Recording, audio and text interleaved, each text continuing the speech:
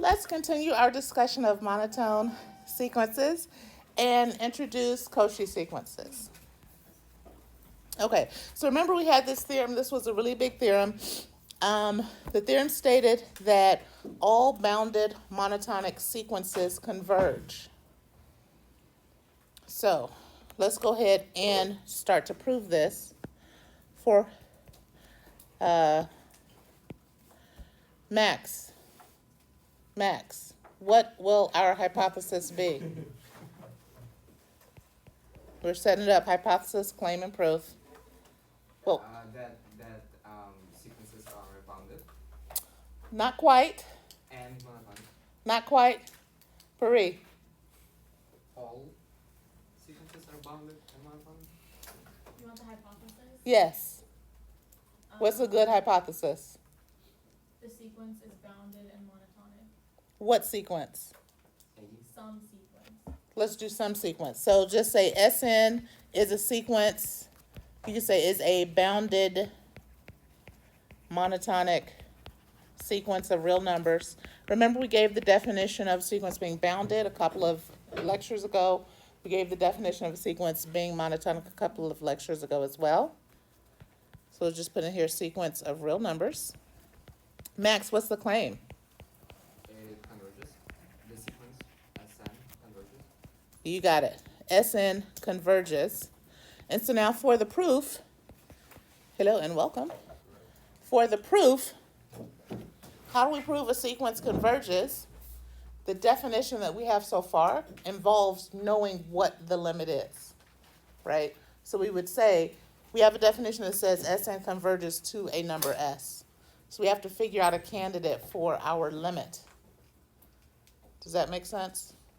Now imagine, let's add a page for sketch. So I'm saying we've got to figure out a candidate for the limit. You have a sequence that is bounded.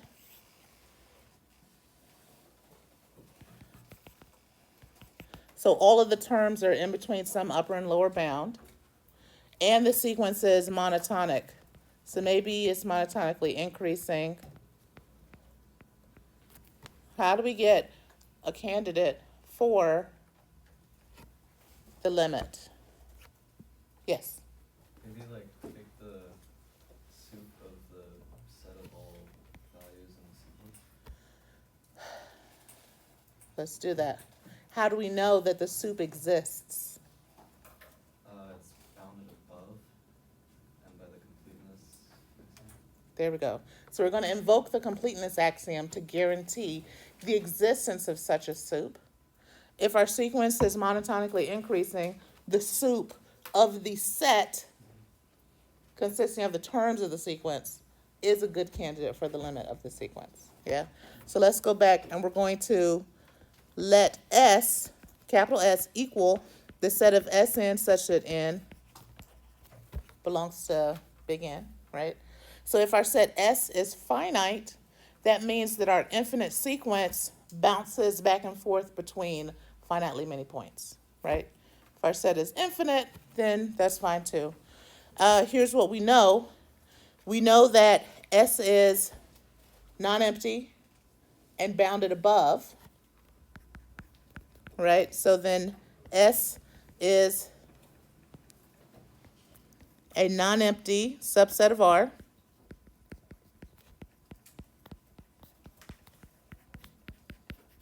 And S is bounded above. So soup S exists. Okay, so let's just let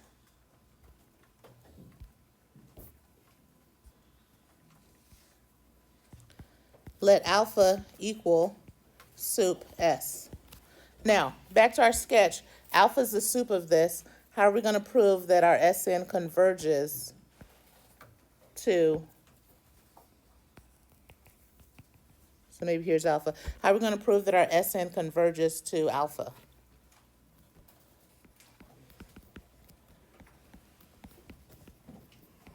How do we do that? What's the definition of Sn converging to S? For every epsilon greater than 0, there exists an index n.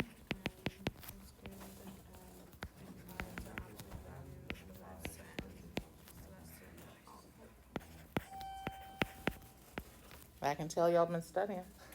If I'd asked that 3 days ago, it would have been silence.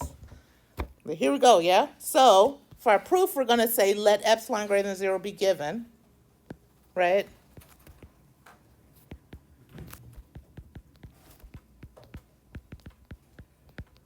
Okay, now, our range is alpha minus epsilon to alpha plus epsilon. So I go here and I'm thinking about,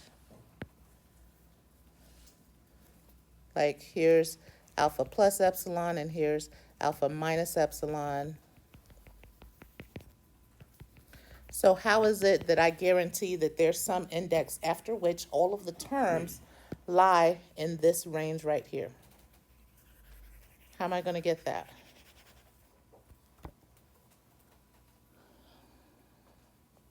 Keeping in mind that alpha is a soup. Yes. So because it's a supremum, you know that there has to be at least one value in between alpha and alpha minus epsilon. And then Because alpha minus epsilon is not the supremum. an upper bound, Yes. right? Because alpha is the least upper bound. So if alpha minus epsilon is less than alpha minus epsilon can't be an upper bound. Therefore, Priya is saying there has to exist at least one element of our sequence that is in between here, i.e. bigger than alpha minus epsilon. From the picture, it looks like that's the candidate, yeah. And then continue. And then you know that there has to be like an infinite number of terms in between alpha and alpha minus epsilon because it's you say it's increasing.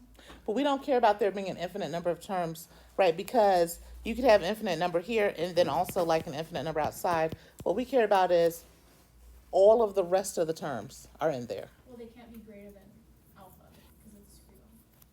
They can't be greater than alpha. That works, yeah.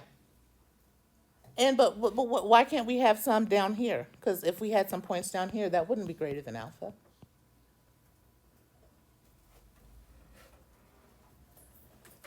Like, why can't we have this term in here and then like some points out? It's monotonic. It is monotonically increasing is what we assumed, right? So once one of the points is in here, then the remaining terms have to be greater than or equal to this one. Yes? Okay, so that reminds me, for our proof, the first thing we did was we assumed that our SN is monotonically increasing. So let's put that in here. Suppose SN is monotonically increasing, okay? If it's decreasing, what would we let our alpha be? The infimum, yeah? So it's okay for us to do this. This is not going to change anything. So we said let epsilon greater than 0 be given. Then alpha minus epsilon is not an upper bound of S. So there exists big N such that S sub n is going to be bigger than alpha minus epsilon. Yes. That Sn is also going to be less than or equal to alpha because alpha is upper bound. Yeah. And then, so we'll say furthermore, n bigger than n implies S sub little n is bigger than or equal to S sub capital N. Yeah. And my justification is because S sub n is increasing.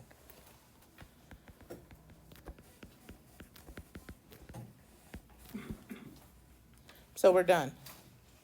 Because given epsilon, we found an index n, after which the remaining terms are within alpha minus epsilon and alpha plus epsilon. Yes? So n bigger than n implies the distance between Sn and alpha is less than epsilon. Cool? But how do we know that it doesn't like exceed alpha at any point? How do we know that it doesn't exceed alpha at any point? Like, why can't we have some terms up here? They're saying supremum. So alpha is the supremum of the set consisting of all the terms. So that means all the terms have to be less than or equal to alpha. Okay. Yeah? So that's how we're using the fact that the supremum exists is because it is bounded, right, and monotonic. Yeah, yes. Quick follow-up question about the supremum. Does it have to be in the same universe as the terms? Or, for example, so if the terms are in Q, that's the supremum. So we have a question about soups for subsets of Q. How interesting, right? And the answer is if we are, so we are guaranteed here to have the supremum belong to R. Yes. If we were to say, hey, we need the supremum belong to Q, we can no longer guarantee that the supremum belongs to Q. Right? But if we're just saying, does the sup exist as a real number? Yes. By the completeness axiom, it exists. And if it's not specified, the supremum that it exists in R, does it mean that it exists in the same universe as, let's say, the terms of the sequence? We can't assume that. But, Are we gonna have to demonstrate monotonically increasing and decreasing? so here, our theorem is saying all bounded monotonic sequences converge, right? So we're able to assume that we have a sequence of bounded monotonic numbers. Yes? I mean, like, what if it's not bounded above? Okay, let's do this. For this theorem, we have two assumptions, right? Our sequence is bounded and monotonic. If we remove the requirement that the sequence is bounded, is this true? Is it true that any monotonic sequence of real numbers converges? No. Can you give me an example of a monotonic sequence of numbers that doesn't converge? N, x squared. Just n, or n squared, right? What if we remove monotonic? Suppose you have a sequence that's bounded. Is it true that any bounded sequence of real numbers converges? No. Can you give me an example of a bounded sequence of numbers that does not converge? Cosine to n, -1 to the n, right? Think you can be alternating. So we need bounded and monotonic to be able to conclude that converges. Yeah? Okay. But now let's talk about this. What if you have a sequence that is increasing? It's not bounded. Can we prove that the sequence diverges to plus infinity? I have a question about the previous one. Yes. So the theorem requires in a condition that it's bounded on both sides, right? Just the one. Could we generalize it just like a little bit by saying if it's bounded above and it's monotonically increasing, then it converges, and if it's bounded below, then, right? Yes. Yes. So if it is, but that will be equivalent, because if you have a sequence that's monotonically increasing, it has to be bounded below. Oh. Yes. Oh, yeah, that makes So you got to start somewhere. So if you're always increasing, then yes, sense. Yeah. yes. But couldn't we do something like, without loss of generality, assume it's monotonically increasing or something? Yes, so we can do that. I think what we did was I said, suppose Sn is increasing. I'll go back and put in the similar proof Or, okay, got it. for Sn monotonically decreasing. Yeah. Okay. Thank you. Let's do this. But why is it true that if it's monotonically increasing, it has to be bounded below? It seems like you could have values coming from negative infinity and then like with an ace, like a horizontal asymptote, you know? But you have to start with the first term. So the question was, why is it the case that if a sequence is monotonically increasing, that it has to be bounded below? That's the question. And the answer is because you have to start at a term. Whatever your first term is, that is a lower bound. Yeah? Very good questions. Let's do this one. Sn is unbounded and increasing implies that it diverges to plus infinity. In order to do this, I've got to know the definition of Sn diverging to plus infinity. So that means for every, so I'm going to say Sn diverges to plus infinity, if and only if, for every m bigger than 0, there exists an index n such that little n bigger than n implies Sn is bigger than or equal to m. Yes, that's the definition. That's what I'm trying to go for, okay? How am I going to get it if my Sn is increasing and unbounded that this is true? Let's see here. So if I fix m, okay, think. I have a sequence that's increasing, but it's unbounded. So maybe it plateaus, but then it starts going up again. How am I going to get it so that it's bigger than some m? Well, that's going to come from the fact that my sequence is unbounded, right? So since Sn is unbounded, so let S be that set of Sn. S is unbounded. Since S is unbounded, by definition, that means what? There's no disagreement. You can choose any SN. For any m bigger than 0, m is not an upper bound, right? So that means there has to be a little n, let's say a little m in n, such that Sm is bigger than m, right? Because if this doesn't happen, that would mean that big M is indeed an upper bound of my sequence, yeah? Okay. Now, once I have Sm bigger than this number, the remaining terms have to be bigger than or equal to this one, right? Because my sequence is increasing. Does that make sense? So let's go ahead and sketch it. So we'll do the increasing. Fix M bigger than 0. Let's start off with let S equal the set of Sn, such that n is an n. And fix n bigger than 0. Then there exists, let's say, since S is not bounded above, there exists an index n such that S sub n is bigger than m. Since Sn is increasing,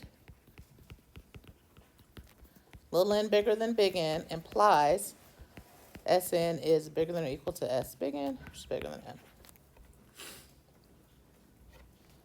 So Sn goes to plus infinity as n goes to infinity as desired. Okay? And then the decreasing is similar.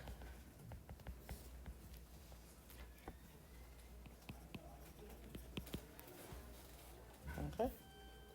Corollary. We can classify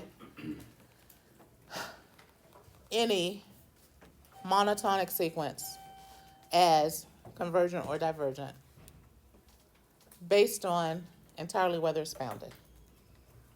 So if you give me a monotonic sequence, I know what's happening to it. I know the behavior. Either it converges to a point, diverges to plus infinity, diverges to minus infinity. Yes? Why is this a corollary?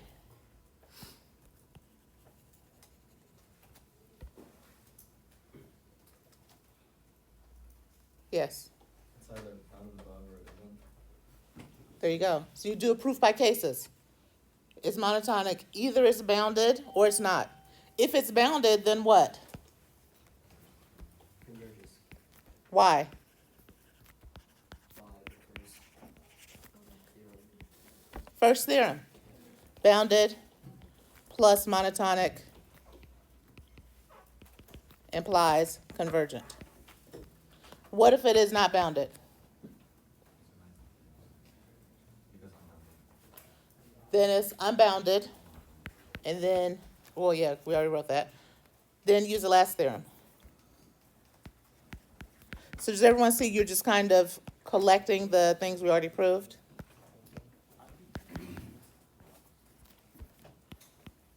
Is that cool? Clear? Okay. Good.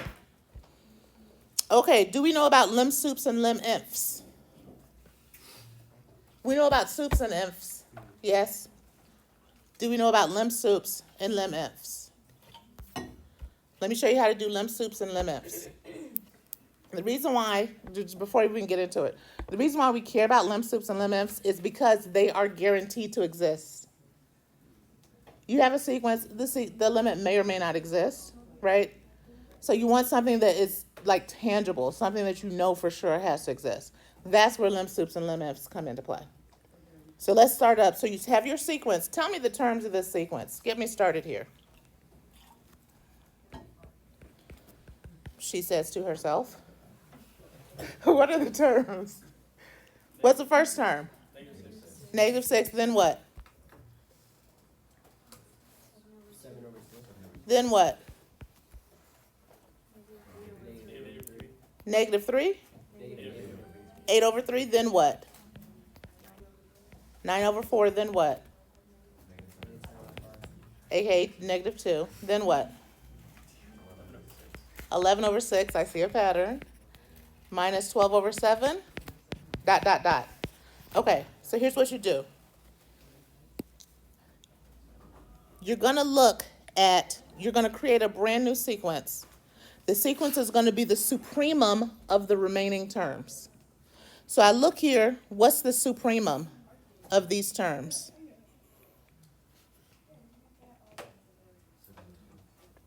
Seven over 2? Okay, so then my first term of my new sequence is 7 over 2. Now I remove the first one. What is the supremum of the remaining terms? Still 7 over 2? Okay. Now I remove the first 2. What's the supremum of the remaining terms? 9 over 4. Okay. Now I'm going to remove the first 3. What's the supremum? Okay. Remove this. Now what's the supremum? Okay, so you get what we're doing? Do you notice how when I do this, when I look at the supremum of the tail end, I'm creating a sequence that must be decreasing? Yes? Because my sets are getting smaller and smaller. They're nested within each other, so the soup can only get less, stay the same or get less. I now have a monotonic decreasing sequence. What do I know about its limit? Limit has to exist. So the limit of this brand new sequence is my lim sup. That's why we say the lim sup has to exist. Yes? That's the lim sup. Lim if is very similar. We just explained why when you're looking at the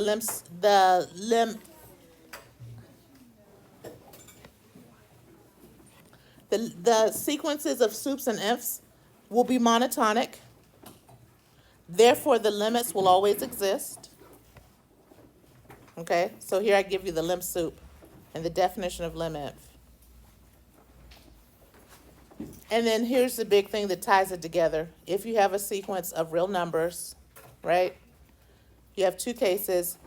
If the sequence diverges to plus or minus infinity, or the sequence converges, then your lim sup and your lim if equal each other and equal the limit, right?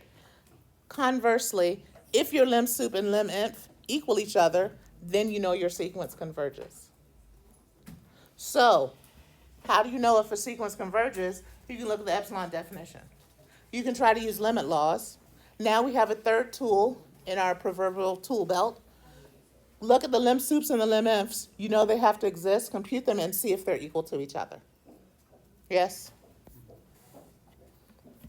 So, given a sequence Sn, you can look at its lim sup and lim if to determine if the sequence converges. Period. And then I should have started a new slide here. Okay, but I didn't. I'll start my video here. Another important way to determine is Cauchy. Yeah? I'll see you all next Tuesday. Are you all going to watch the video that I post? Yes? Yes? Okay. I'm going to work hard to post them tonight. Thank you.